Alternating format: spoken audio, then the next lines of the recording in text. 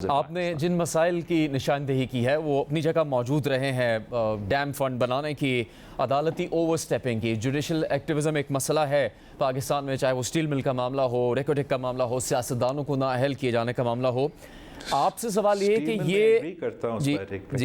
یہ معاملات آئینی عدالتوں یا آئینی عدالت کے قیام سے کیسے حل ہوں گے؟ اس بات کی کیا ضمانت ہے آپ کو کہ آئینی عدالت کے ججز 63A جیسے متنازع فیصلے نہیں دیں گے، اس سے یہ سلسلہ رک جائے گا؟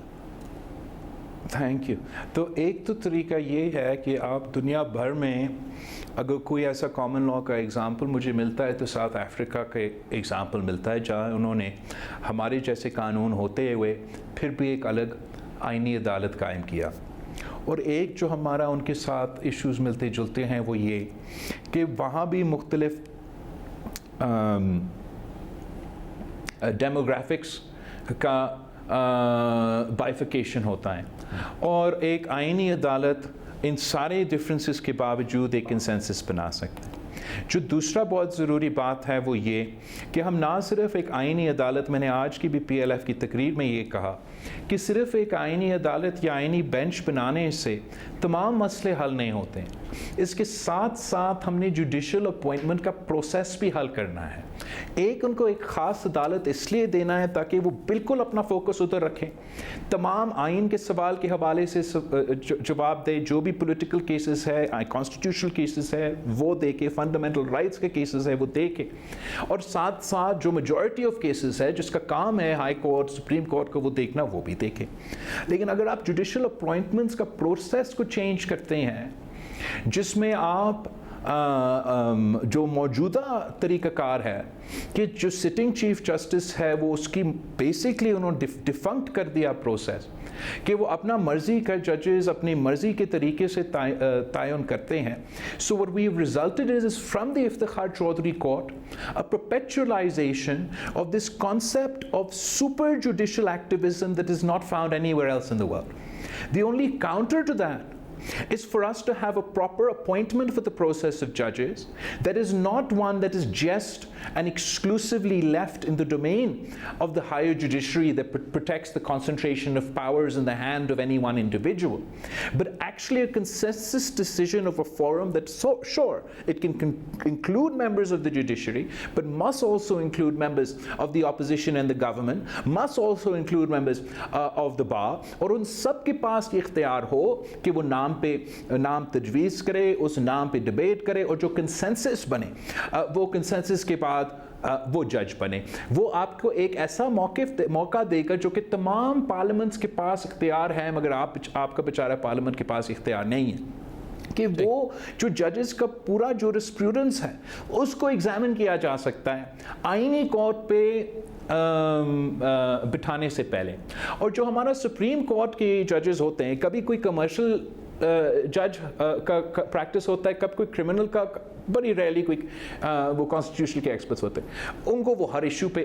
تو if we can bifurcate the two, then there'll be a specific focus on the constitutional and the political issues, and we can also simultaneously with the other court address the pendency of cases and the long log jam of issues that is a result of the fact that the judges spend more time on political cases than they do on the cases of the public. تو ملال صاحب، اگر آپ ججز کی تقرری کے طریقہ کار کی بات کر رہے ہیں تو آپ اس سے پہلے ذکر بھی کر چکے ہیں، امریکہ کی مثال دی جا چکی ہے، تو وہاں تو تعیناتی کا عمل پھر صرف جج صاحبان کے لیے نہیں ہے، وہاں تو سیکریٹری آف اسٹیٹ کے لیے بھی ہے، وہاں تو ایمبیسیڈرز کے لیے بھی ہے، آرمی چیف کے لیے بھی ہے، وہ کانگریشنل کمیٹی کے سامنے پیش ہوئے بغیر، ان کی منظوری کے بغیر نہیں تعینات ہو سکتے۔ تو پاکستان میں صرف ججز یا چیف جسٹس کے لیے کیوں؟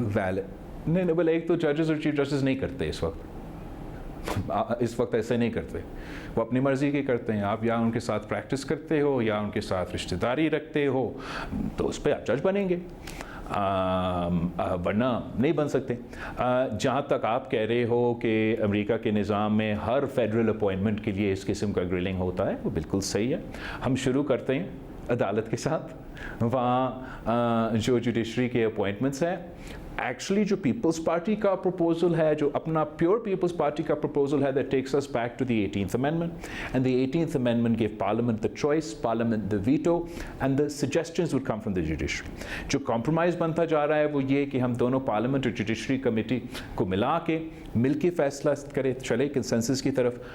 I don't mind that, but the power that they have in Parliament, they don't, in America یا in Britain یا anywhere else, they don't ask the judiciary.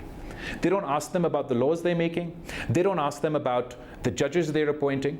پارلیمان خود بیٹھتا ہے ان کا بالکل پریزیڈنٹ کا نامینیشن پہ, کوئی اور نہیں کرتا, کوئی جج نہیں کرتا. پریزیڈنٹ فیصلہ کرتا ہے کہ میں نے فلاں بندہ کو جج بنانا ہے, اور وہ فلاں بندہ پھر پارلیمنٹ کا کمیٹی کے سامنے پیش ہوتا ہے.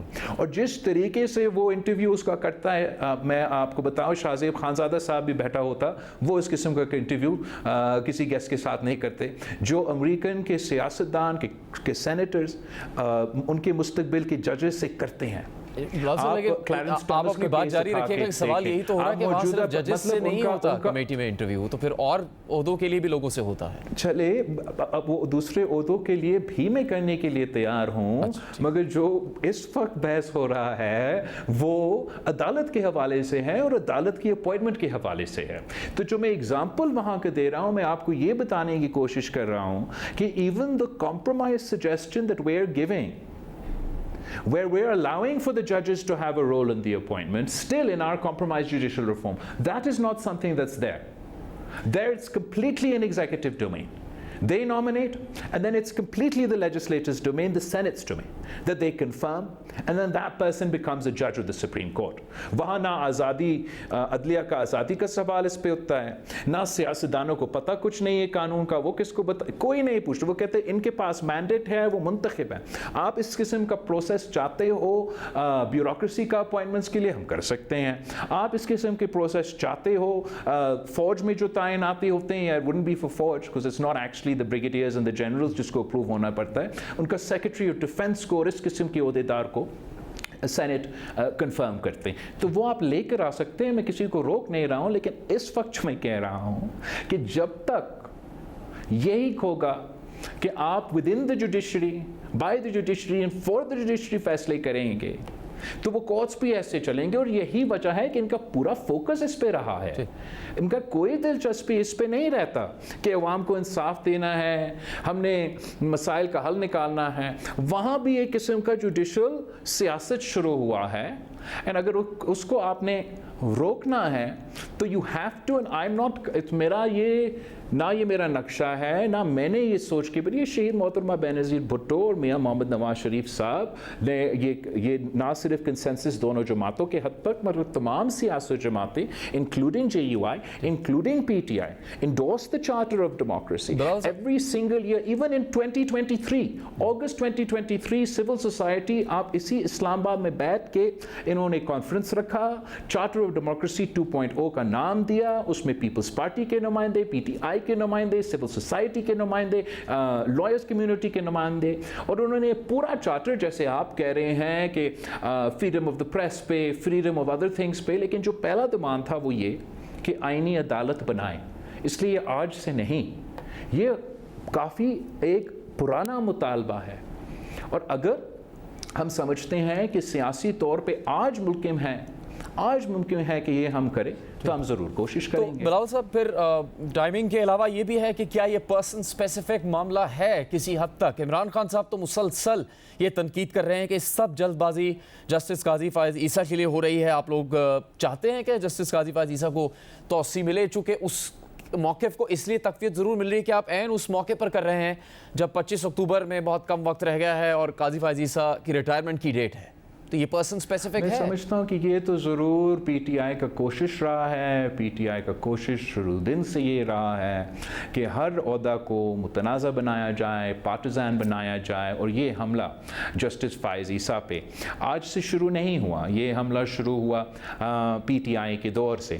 جہاں تک اس آئین سازی اور قانون سازی کے حوالے سے ہے, پاکستان پیپلز پارٹی کا نہ آج نہ کل, نہ میرا اوریجنل ڈرافٹ, نہ میرا چارٹر آف ڈیموکریسی, نہ میرا منشور, نہ میرا آج کا legislation draft is person specific as far as Justice Faiz Issa is concerned. If you want to ask why is Maulana Fazlur Rahman, why is PTI, why is Noon League voting, not voting, वो तो इनका अपना context होगा.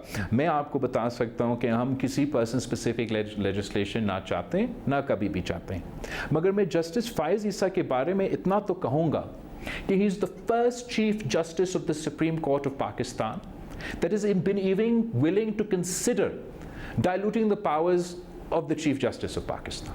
ये पहले सियासत के मैदान में सदर ज़रदारी में प्रेसिडेंसी के साथ किया था कि तमाम प्रेसिडेंसी का पावर्स जो मुशर्रफ ने उस ओहदे में इकट्ठा किया, उसने वो पावर्स पार्लियामान को और प्राइम मिनिस्टर को डिवॉल्व किया. और ये पहला चीफ जस्टिस है, जस्टिस फाइज ईसा, जिसने पार्लियामान का एहतराम करते हुए अगर उसके पावर्स पे कोई कतकन लगे या ना लगे, उसने उस कॉन्सेप्ट के साथ दिया.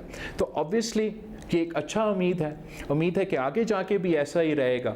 हम सियासी तौर पे पूरा कोशिश करेंगे कि हम ये लेजिस्लेशन जैसे ही हमें 2/3 अक्सरियत मिले, वो कल हो, परसों हो या आगे जाके हो, हम इसको लेकर आए और आइन साजी करके मुकम्मल करें. मैं आपसे ज़रूर ये सवाल करूँगा कि ये जो जल्दबाजी और टाइमिंग की बात कर रहे हैं, शायद उनका उम्मीद ये हो कि जिस तरीके से माजी में भी जुडिशल रिफॉर्म्स को सैबोटेज किया गया by a coordination between the bar and the bench and political parties, शायद वो समझ रहे हैं कि इस तरीके से वो हमारा आइन साजी को आगे जाके सैबोटेज कर सकेंगे.